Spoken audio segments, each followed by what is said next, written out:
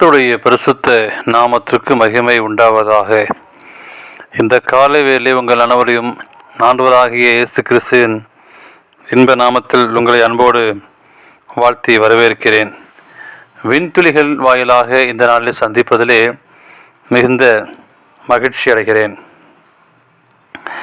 1 பேதுரு 2ஆம் அதிகாரம் 20ஆம் வாக்கியம் சொல்கிறது, நன்மை செய்து பாடுபடும்போது பொறுமையோடே சகித்தால் அதுவே தேவனுக்கு முன்பாக பெரிதாக இருக்கும். இந்த நாளின் செய்தியின் தலைப்பானது கர்த்தர் நம்மை தாங்குவார்.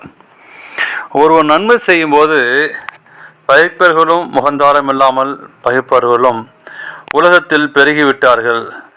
நாம் இந்த பட்டியலில் இடம்பெற்றுவிடக்கூடாது.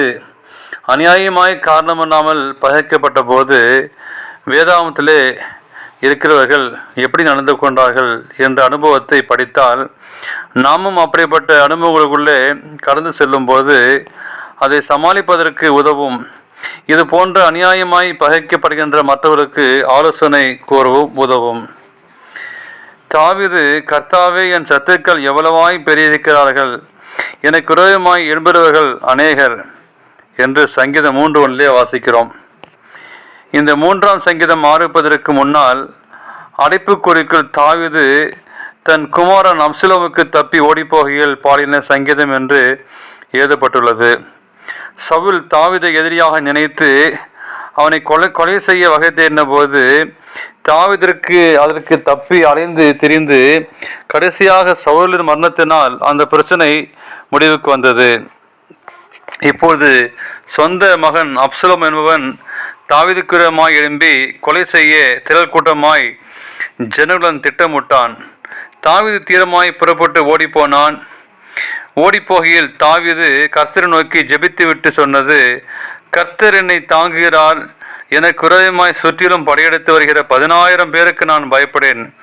இரட்சிப்பு கர்த்தருடையது, தேவனுடைய ஆசீர்வாதம் உடைய ஜனத்தின் மேல் இருப்பதாக. அநியாயமாக பகைக்கிறோடம் முட்டி மோதிக்கொண்டிருக்காமல் ஜெபித்து தேவனிடம் ஒப்படைத்து விட்டால் கர்த்தர் மீதமானவற்றை பார்த்து கொள்வார். கர்த்தர் நம்மை தாங்குவார். எரேமியா தீர்க்கதரிசி தேவன் சொல்லும்படி கூறிகளை ஜனங்களிடம் கூறுவார். அப்படி ஒருமுறை தீர்க்கதரிசனம் சொன்னபோது பஸ்கூர் என்பவன் எரேமியாவை அடித்து காவலரிலே போட்டான். 200 முறை தீர்க்கதரிசனம் சொன்னபோது எரேமியாவை பிடித்து தண்ணீர் இல்லாத உலை நிறைந்த கிணற்றிலே போட்டார்கள். இச்சம்பவங்களில் எரேமியா செய்தது என்ன? சேனைகளின் கர்த்தாவே, நீர் அவருக்கு நீதியை சரி கட்டுவதை காண்பேனாக, என் காரியத்தை உம்மிடத்தில் நான் சொல்லிவிட்டேன் என்று ஜபித்தார். எதிரிகள் அநியாயத்திற்குள் நம்மள் ஒன்று செய்ய முடியாத சூழ்நிலைகள் இதையேதான் நாமும் செய்ய வேண்டும். ஆண்டவராகிய இயேசு கிறிஸ்து நன்மையை தவிர ஏதும் செய்யவில்லை. அவரை ஊருக்கு புறம்பே தள்ளி தங்கள் ஊர் கட்டப்பட்டிருந்த செங்குத்தான மலைகள் சிகரத்திலிருந்து அவர் தலைகளாக தள்ளிவிடும்படிக்கு அவரிடத்திற்கு கொண்டு போனார்கள். நன்மை செய்து பாடுபடுவதனால் சிறந்த உதாரணம். இயேசுவே அவர் நடந்து கொண்டது போல நாமும் நடந்து கொள்ள வேண்டும். அவர் வையப்படும் போது பதில் வையாமலும் பாடுபடும் போது பயமுறுத்தாமலும் நியாயமாக தீர்ப்பு செய்வதற்கு தம்மை ஒப்பு கொடுத்தார். எனவே கர்த்தர் நம்மை தாங்குவார். தேவனுக்கு பிரியமான பிள்ளைகளே, உங்களுடைய வாழ்க்கையிலே என்ன பிரச்சனைகள், என்ன போராட்டங்கள், கஷ்டம் வந்தாலும் நிச்சயமாக ஒரு நாள் நம்மை தாங்கக்கூடிய தேவன் அதற்கு பதில் கொடுப்பார். அந்த நம்பிக்கையிலே நீங்கள் காத்திருங்கள். தேவன் தாம் எங்களை ஆசீர்வதிப்பாராக. ஆமேன்.